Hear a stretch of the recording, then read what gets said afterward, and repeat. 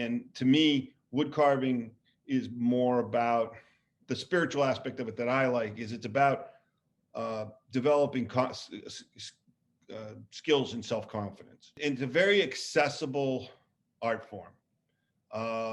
It doesn't require a lot of tools. So, you know, you need a stump and you need a block of wood. And there's green wood carving, which Tamir can talk more about, which is really, the wood is softer. I don't have any green wood right now, so I just cut a little chunk of birch here.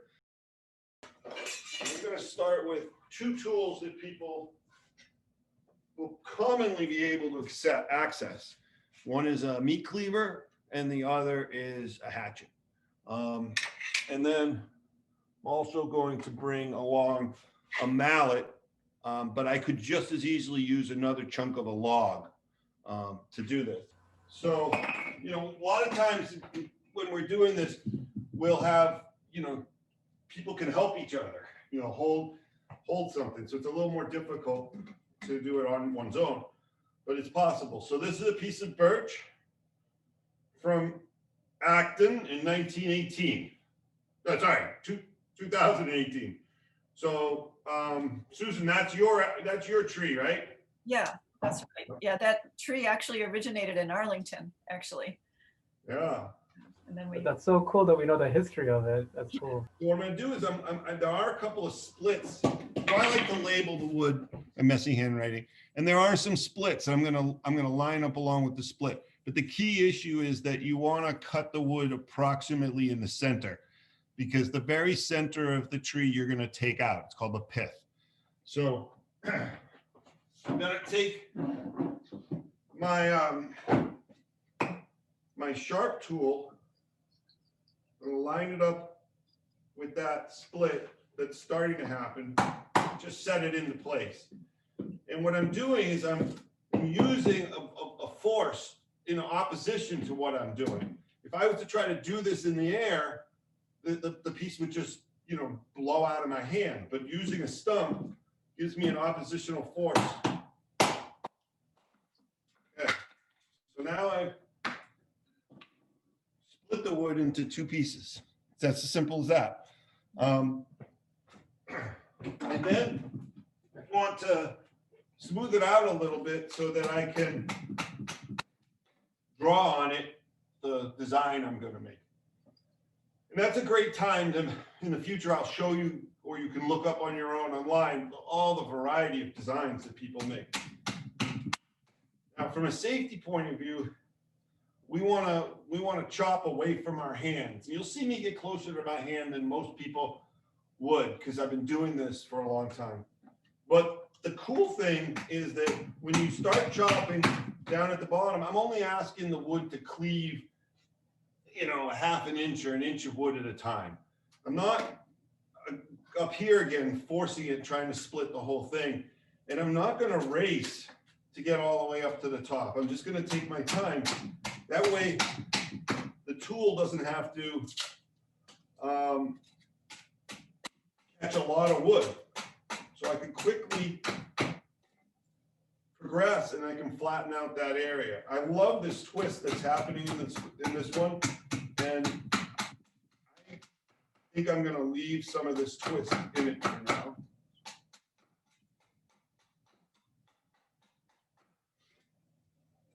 So now I have what I would refer to as a spoon blank.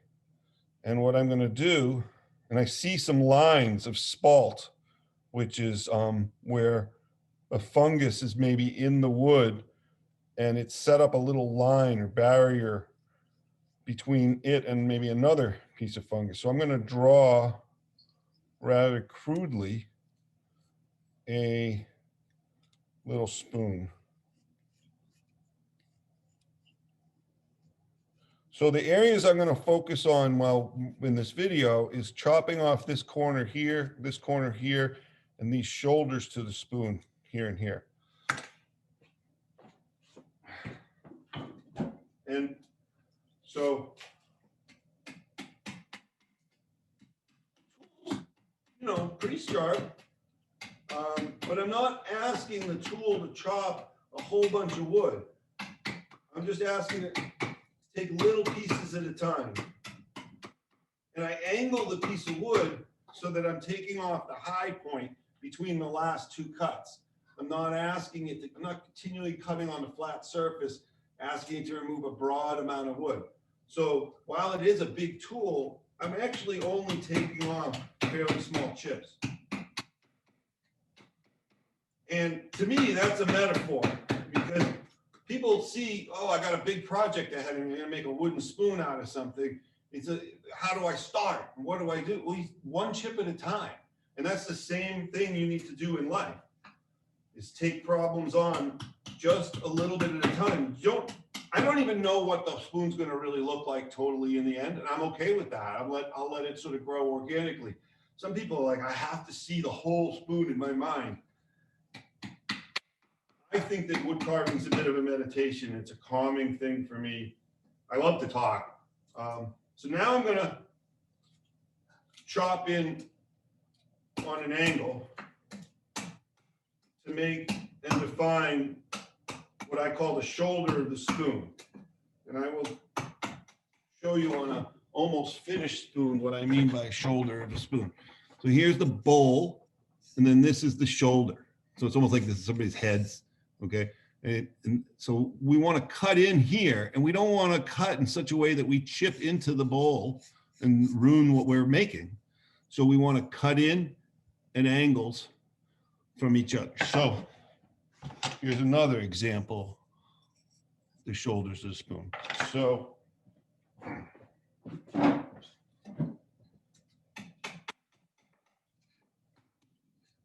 when you cut in one direction, you end up making this piece of wood. It's chipped, it wants to come out, but it's still attached. Well, actually that one just broke. But if I cut back in the other direction, it frees that chip to fly away. It's much easier if you give the piece a place to fly away than to just force the tool repeatedly into the wood. All you end up doing is dulling this nice sharp edge that you've got. So it's like, some people would refer to it as stop cut. Some people refer to it as a relief cut. And so boom, I can take that away.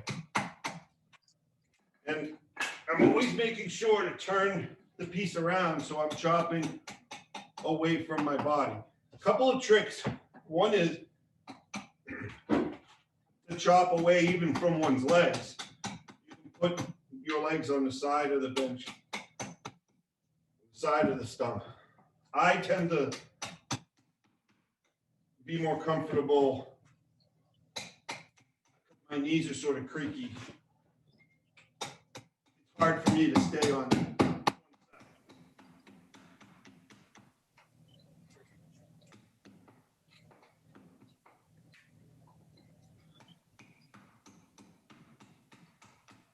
So once I've got the shoulders of the spoon defined,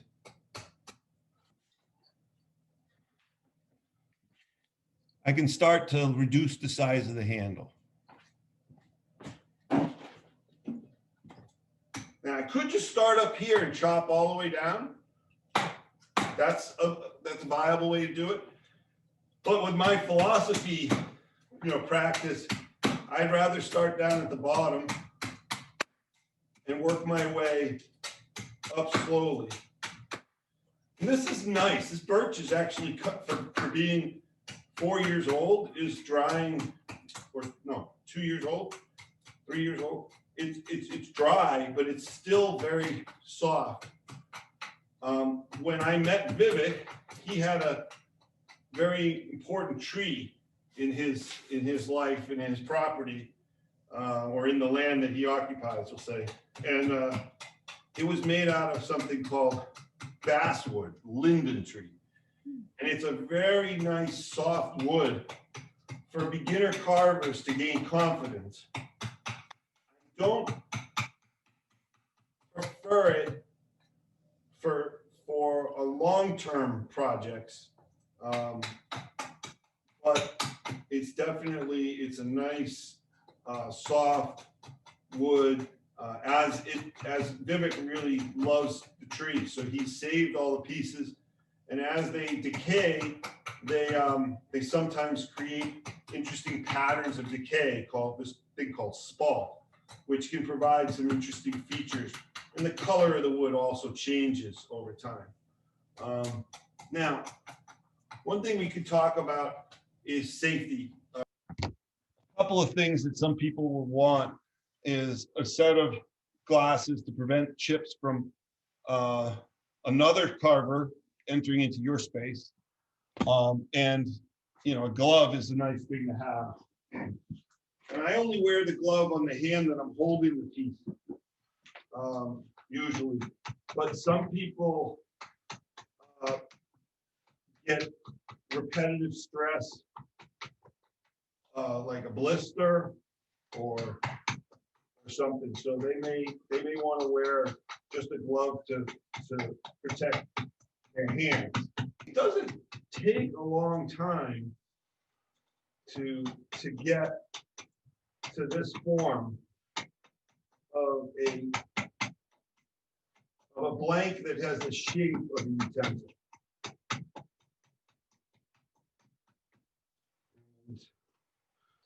I actually really like the way this handle is coming out. I don't want to rush. So within another few chops, I'm going to move to a different kind of tool, and I can come a lot closer to you guys. I won't need the stump anymore. And I have carved entire spoons, with the exception of the bowl, with just a hatchet. I can take out big chunks, but I also can take very small pieces of material away at a time. I don't have to always be chopping apart. So now I'm going to move a little closer. I'll show you the sort of the next step. Whoa, this chair is sort of funky. All right. So the next step will be to take a basic carving knife. This one's made by a company called Flex Cut. I have some that are Mora knives. And so now I want to do exactly the same thing, but a smaller tool taking smaller chips. And the way I hold the knife is, and it's not the only way. There are different patterns and ways people can hold. I don't do the cutting with my right arm, even though it's definitely the stronger arm. I actually do cutting with my left thumb. So I back off from the handle, so I'm not pushing my thumb on the blade, but I actually can still push it on the wood. And so I hold the piece in my hand, and I'm just seeing if I'm framed up in a way that makes sense. And then I ask that piece of wood just to go take that knife to take a little scrape at a time. And don't try to bore straight in. I work very hard at trying to sharpen these things. So I just want to take the high points off and start rounding the piece. People will notice that I definitely twist my wrist a little bit. It's not an intention to do that. It just sort of happens. I actually prefer not to twist because I don't want to dull the blade.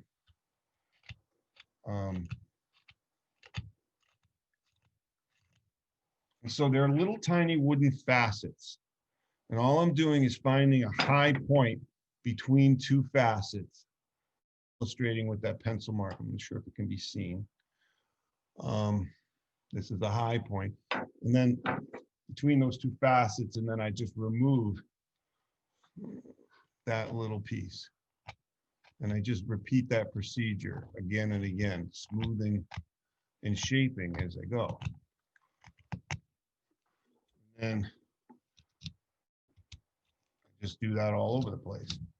And so this process takes a little more time. And during the time, you want to pay attention to where your fingers are. And, I don't care if I'm cutting towards my physical body like this. Excuse me. My preference is to think about when people say from safety point, don't cut towards you. Well, where's you? You think of you as being your heart and your mind and your central trunk. But sometimes you is my finger over here away from me. So I'm gonna be cutting away from me, but cutting towards my hand. And when I have cut myself, I've cut myself, but myself wasn't internalized here. Myself was an exterior. So my point when I say don't, I have a thing about language. When people say don't cut towards yourself, it's not towards yourself. It's don't cut towards a body part or try to avoid your body parts, wherever they may be. Also, when we're carving and we're in a surround like this, everybody is always 6 feet away from each other or more. Sometimes referred in Boy Scouts, I heard this the first time, scouting, as a blood circle. So I should be able to take my tool, and if I was in a class, I would do it this way. And I would reach around, and I should not be able to hit anybody.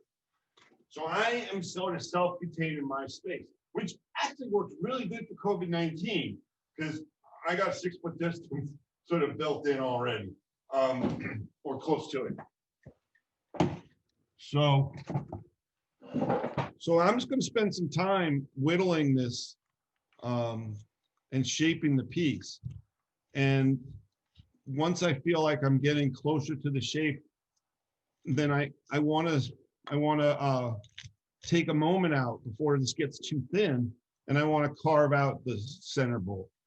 Because if I wait until this is really, really thin and then I force this, I might snap my piece at a weak point. So I would shape this for a while. And then once I had this sort of roughed out where I wanted to go, I moved to a different kind of tool called a hook knife. And with a hook knife, and there are several different designs of them, I'm going to sort of mark the center, sort of like an ice cream scooper. And I'm going to scoop out a little piece of the center, just a little dent. Now I'm going to come on the high point of one side of that, and I'm just going to go halfway into the center. Turn the spoon around and come from the other side, and I can start to quickly, you can start to see how I'm making a dent. And I'm not trying to scoop out the whole center, the limb in one pass. I'm actually trying to make sort of shavings like you'd see in a tool that Derek uses a lot as a planer. And you make it really sharp, but you don't try to, it's not a chisel tool, it's just a scraper tool. And so I'm using this to scrape the inside.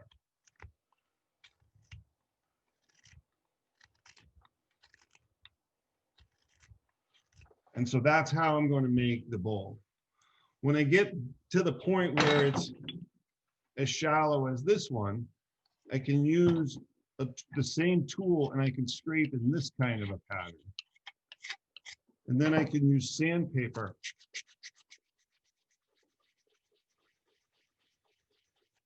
And I can make it so it's as smooth as metal. And I think that's important because these are wooden spoons that will be used in cooking. And when you use a spoon, you have the possibility of depositing some food product on there. You want to be able to wash it off clean. You don't want to put these in dishwashers or anything like that. And periodically, you'll need to go back and resand it again because the fibers of the wood will sort of pop up and you can feel them. But what you can do is just sand it down to a very, very fine sandpaper. I use usually up to an 800. And then my friend Tom, who's a wood carver, Tom Weston, has made me and given me these jars of wood butter. And he's, you can find his gorgeous works on Facebook. And he also took the class with me several years after. He lives up in New Hampshire, and he's just, I think the word is prodigious, and he just makes lots and lots of spoons, and he selects really beautiful woods, and you can tell it gives him a lot of joy. And to sort of sum up and bring us back around, many years ago, Tom and I were sitting together. He showed me his works, and they were being juried, And he makes a lot of spoons, and the jury was sort of saying, you know, just work on a few and make them perfect. And so that's sort of something I adapted. I really want to make these things an art form. But he also told me a great story about how he would meet neighbors. He's a very generous man, very sweet person. And he would meet neighbors who had trees that were down. And he would go to their door with a spoon in hand. And he would say, I make wood spoons. And if you would let me have some of this wood, I'll make you a spoon. And can I have some from, you know, for me? And he gave me the confidence in that, telling that story one day. And when I was passing by Vivek's house, which I passed by every day on my way to my office, I saw that his beautiful tree had been chopped up in pieces and was entire disarray all over his property. And I gathered up the confidence and I came to the door with a different spoon than this one. And I met his mom and she welcomed me into their home, which I thought was sort of crazy, you know, just letting some stranger in the house. And around the corner, she called to Vivek, and around the corner of the hallway, he comes over and he says, I was looking for someone who would honor my tree. And that's how we became friends. And that's how this woodworking group evolved. So that's my story for today on how to make a wooden spoon. Thanks, David. That was beautiful.